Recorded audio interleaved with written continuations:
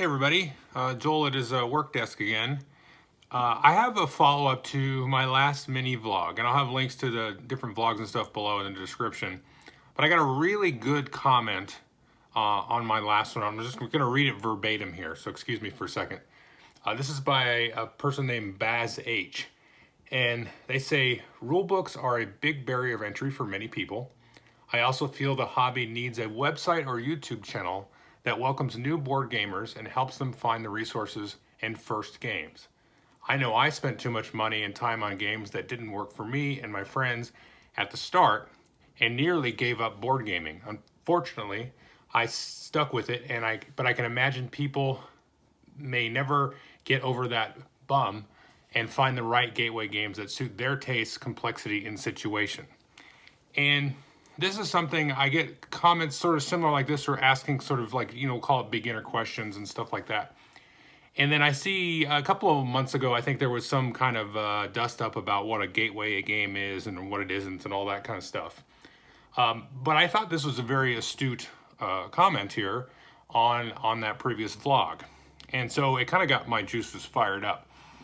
And I started to sort of envision, let's say like a series of videos, maybe 5 videos, you could do one a week or something, about or targeted towards somebody that was brand new. Like they discovered the hobby through something, they played Catan or whatever, and maybe they played Magic or something, and then they were like, oh, what's all this board game stuff about? Where do I start? And I thought that was a pretty good point, because that information is really out there right now. It exists. You can go to Board Game Geek. You could go to a website like the Dice Tower, and they have lots of good resources for getting new people into the games. But you gotta have to know that they're there, that kind of thing. And there's a lot of good channels. I'll think of Rodney Smith at Watch It Played, or Richard Ham at Rod Run Through, because if you just want to know how to play a game, that's obviously a really good entry point into getting into the games. So but you have to kind of know those places exist and also know how to go about accessing them. Board Game Geek, for example, has taken a lot of steps to make their interface on their website more efficient, user-friendly, and all that kind of stuff. But like, what do I type into the search box after I play Catan and then get me into something that I like? Because you can go and post on Twitter or a Board Game Geek forum or the Board Game Reddit and say, hey, I just started playing games.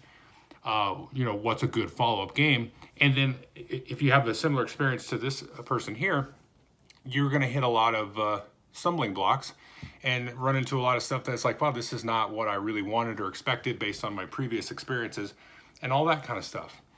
And I really started to sort of noodle on and struggle with, like, well, what is the best way to present to people? Because you have your kind of typical rote kind of answers, like, oh, you should take Ticket to Ride or Catan, or if you like, I don't know, Ameritrash games or something, you might want to try Star Wars Rebellion or Arkham Horror or Eldritch Horror or anything like that. And a lot of times those kind of things won't necessarily meet up with somebody's personality or taste or expectations and that kind of stuff. And people are really different. So just a small anecdote, and I'll kind of get to the point here. For example, like I've played games with my family a lot over the last several years, and then also, with my game group out over in Spokane. And I have been surprised at what games people sort of gravitate to and pick up. And even like some of my extended friends and family that are sort of outside the gaming realm, I think I definitely have done this, and I'm sure other people have done it, where we kind of either undersell or oversell what is going to be a good sort of gateway game and get people into, not necessarily just get them into the hobby, but get them into an experience that they are going to enjoy. They don't necessarily have to turn into a crazy board game YouTuber and get so obsessed with the hobby that they, go and off the deep end and buy 1,000 games. That's not necessarily the goal, but getting them to an experience that's going to be new for them, that it's going to be unexpected, it's going to be a lot of fun, and that kind of thing, and make them want to at least play that game again, or maybe a couple like it or whatever. And so, for example, one of the games that my family got into, which I just am still flabbergasted by, is Steam, which is not super complicated, but it's kind of complicated. and it's kind of crunchy, and there's a lot of strategic depth there. But another game that they just didn't get into at all would be Dominion, because they were like just not able to sort of figure out why they would want to do this whole deck building business. And so we don't really play deck building games at all as a family ever, just because they're just like, I don't get this, I don't like this, whatever.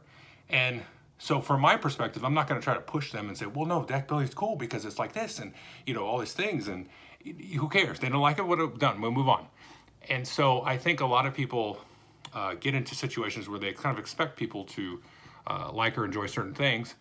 And, I get that kind of comment. Sometimes I'll like or not like a game, and people are like, well, how would you like this other game and not this other game? So the trick of it for me is trying to think of, if theoretically this kind of like week of content or something were to exist, how to best present it, or how to best sort of outline things. So a couple of things. A, you're not talking down to people. You're not assuming things about people. You're not just sort of just regurgitating the rote answer, like Ticket to Ride, Catan, all that kind of stuff, which there's a reason those are rote answers, because they're usually a pretty good answer, I think, for a lot of those questions.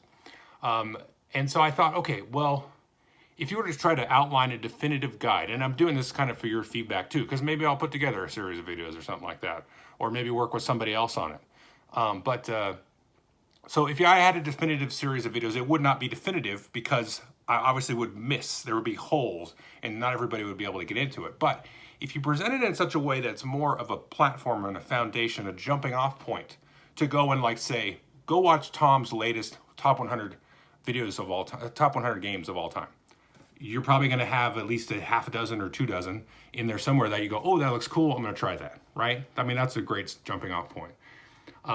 It could be a series, but then it's like, this is just a jumping off point. These are the other tools and resources that you can use, and then maybe kind of try to think about things in a certain way so that it's most helpful to you. And so I think, like, breaking things up by, like, mechanics, like abstract games and auctions and worker placement, that's probably going to go over people's head, and it's really not that important, especially nowadays where a lot of these games are hybrids and all that kind of stuff. But then this is a question I'm still looking at this, trying to struggle, like, would you want to break things up into categories? Because you got, like, gateway games, let's call it that, whatever, that stupid word, but you got Euro games and economic games like train games and stuff. You got Ameritrash games, people don't like that term, I don't mind it, but you get games where you're going to go smash people in the face and set things on fire and conquer a galaxy, whatever. That kind of things. War games, like historical war games, but you also got, like, war games that are fantasy. And social games, social deduction games. I mean, so these kind of larger categories, is that a way to kind of break it up? I think that could be. Now you've got certain hybrids and stuff like that kind of mix that, like a Euro / Ameritrash game. I think of a good game like Above and Below. I mean, how would I tell somebody that? I think that I would always recommend Above and Below pretty much to everybody. It's kind of like a little Euro worker placement economic game. But then you have a storybook on the side that kind of, like, sort of spices that thing up. And so I think if I said those words I just said, most people will be like, okay, that's cool. You have kind of a little village you're managing, but then you go on, like, little adventures in the cave. But it's not, what is it? How do I present that? If I just said that to somebody on the street, they'll be like, that sounds kind of fun, I would do that. But you can't really put that in a category. It's like a Euro game with a storybook, So I'm curious, when you got in the hobby, like, what did you need that you didn't know that you needed back then, that kind of thing. So it's kind of a rambly thing, but that really kind of got me interested, because this person was kind enough to leave that comment and say, hey, I struggled. When I got in, I struggled. And for me, I'll kind of just wrap up with this thought. I've always kind of played board games and stuff when I was a kid, and dabbled with D&D in college, and I played all kinds of different stuff, and whatever. But then to get into, like, the hobby, get, like, fully into, like, this whole thing, which should not be, like, the goal. The goal isn't to just, let's get somebody else addicted to games. That's not the goal. That's a terrible goal. But let's give people some options in their life to have some different experiences and have some fun, in this sort of, social construct tabletop arena. So when I got into it, I played games randomly through, like, a friend of a friend at work. And we played Low and Hers and Carcassonne, and I played Catan with that group sort of as well. Now, Catan I really enjoyed. I thought it was interesting. Carcassonne at the time, I was like, this is dumb. I don't like, it's too basic for me. And then, but actually I've grown to enjoy that game more as I've actually gotten more into the hobby. And then Lowenherz, which just blew my mind. And then slowly over a few years, going into like, I don't remember when I played those, it was like 2002 maybe or something.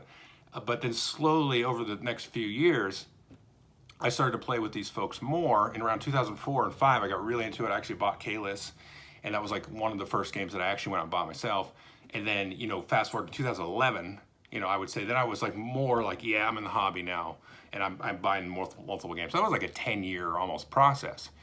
So I don't think people should be really in a hurry to do this as well.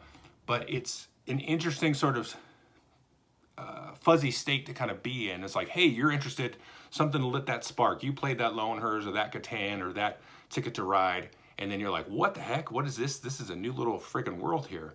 And so I'm curious, like, what's useful for folks? Like, what's a good way to sort of take everything in? Because once you like jump over that, step over that line, you're like, oh, look at the giant tsunami of stuff. And I can't even imagine now. I mean, I go back to 2005, let's call it, and there was, it was several hundred games that I was like, oh, this one, look at this one, this is neat. Now you're like, I don't know, what is it, 100,000 now? I mean, it's crazy. It's tens of thousands, but all right, so there you go. What are your thoughts on that? Thanks.